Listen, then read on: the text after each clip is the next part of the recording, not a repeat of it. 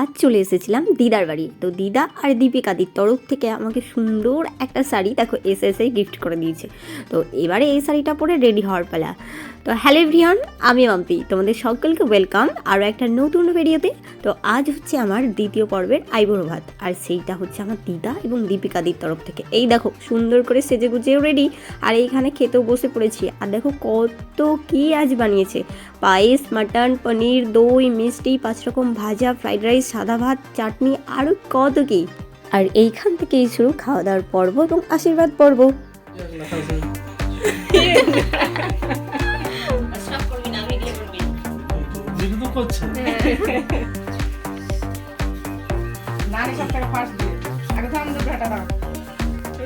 কত টাকা দিচ্ছে এখন দাঁড়াও খাইয়ে দে।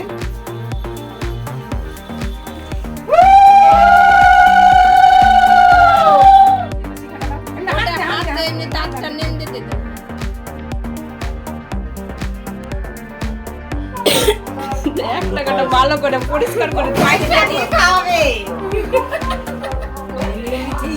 টুকরা খাইয়ে দিল মাম্পি।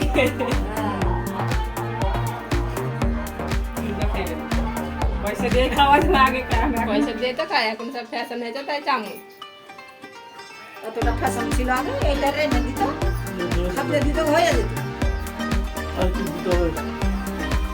আর কিছু না, ম্যাডাম, আর কিছু না, রেনে প্রণাম করে বেশি করে আশীর্বাদ করবেন।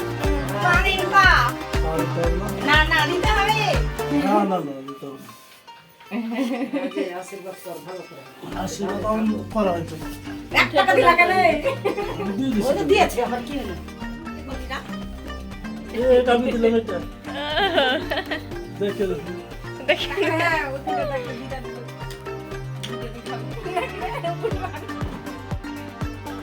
দিদাকে আসছে ভালো লাগলো তুমি ছবি তুলছে ভালো করে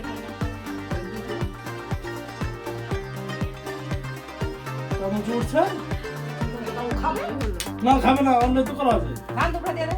না, দাঁড়াও। ওদিকে রাখো। দিব না, দেওয়া যাবে। দেখো। একটু দেখিস আমাকে সবাই মিলে, এই তো।